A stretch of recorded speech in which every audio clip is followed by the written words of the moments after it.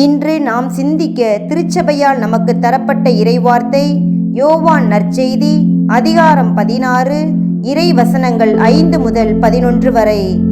உலகம் முடியும் வரை எந்நாளும் உங்களோடு இருக்கிறேன் என்ற இறைமகன் இயேசு இறப்பு உயிர்ப்பை கடந்து விண்ணக தந்தையிடம் செல்ல போவதையும் நம்மை எல்லா சூழலிலும் வழிநடத்த தூய ஆவி என்ற துணையாளரை நமக்கு துணையாக தரப்போவதாகவும் வாக்களிக்கின்றார்.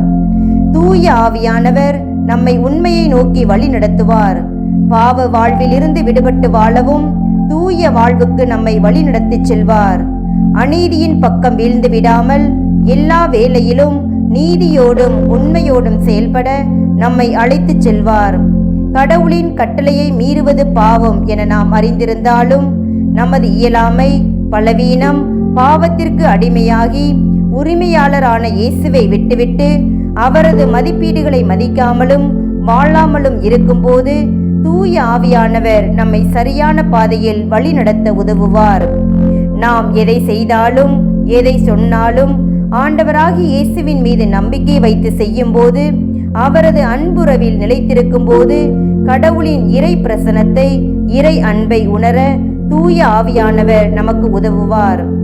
இறைமகன் இயேசு தந்தையின் திட்டம் அறிந்து அதை நிறைவேற்ற முனைப்பாய் செயல்பட்டார். எல்லா சூழலிலும் தன் தந்தையின் கரத்தை பற்றி கொண்டிருந்தார். சோர்விலும் மனக்குழப்பத்திலும் தேர்ந்து தெளிந்து செயல்பட தந்தையின் உடனிருப்பு அவருக்கு உதவியது.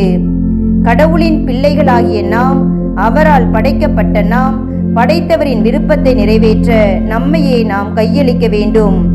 கடவுளின் விருப்பமே எனது வாழ்வின் விருப்பம் என முழுமையாய் இறைப்பதம் ஒப்பு கொடுக்கும் போது, எல்லா வேளையிலும் இறைவனின் கரத்தை பற்றி பிடிக்கும் போது கடவுளும் நம்மில் செயலாற்றுவார். தூய ஆவியும் நமக்குள் இருந்து நாளும் பொழுதும் நம்மை இயக்கும். நம்மையே நாம் விட்டு கொடுப்போமா? எதை? பாவ வாழ்வை, விட முடியாத பாவத்தை, பொய்யுரைக்கும் வார்த்தைகளை, கோபத்தை, மன்னிக்க முடியாத மனநிலையை, பிறர் மீது வெறுப்புணர்வை, அநியாயமாக பிறர் பெயரை கெடுத்தல் என நம்மையே நாம் சீர்தூக்கி பார்ப்போம். தூய ஆவியானவர் நமக்குள் இயங்க தடையாய் உள்ள பலவீனங்களை தூக்கி போடுவோம். தூய ஆவியே என்னுள் வந்து எனக்குள் வாசம் செய்யுமே என தினமும் ஒப்பு கொடுத்து வேண்டுவோம். நமது நிலையை அறிந்து அதிலிருந்து வெளிவரும்போது இறைவனும் தனது ஆவியை நம்முள் புகுத்தி புது படைப்பாய் உருமாற்றுவார். இன்றைய முதல் வாசகத்தில் மீட்படைய என்ன செய்ய வேண்டும் என்ற கேள்விக்கு ஆண்டவராகிய இயேசுவின் மீது நம்பிக்கை வையும், அப்போது நீயும் உன் வீட்டாரும் மீட்படைவீர்கள் என்றார்.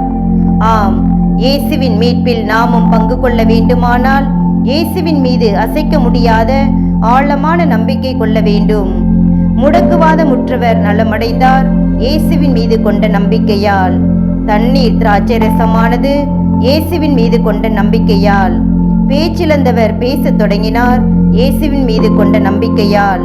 பார்வையற்றவர் பார்வை பெற்றார் இயேசுவின் மீது கொண்ட நம்பிக்கையால். நமது நம்பிக்கை என் நிலையில் உள்ளது? நம்மையே நாம் சீர்தூக்கி பார்ப்போம். இயேசுவே என் நம்பிக்கையை ஆழமாக்கும் என அருள் வேண்டுவோம். நாமும் நம்மை சுற்றியுள்ள அனைத்து மக்களும் மீட்படைய நம்மை ஒரு கருவியாய் எடுத்து பயன்படுத்திட அருள் வேண்டுவோம். இயேசுவே நீரே என் நம்பிக்கை, இயேசுவே நீரே என் வாழ்வு, இயேசுவே நீரே எனக்கு எல்லாம் என நம்மையே முழுமையாய் ஒப்பு கொடுத்து இறை ஆசீர் பெற்று மகிழ்வோம்.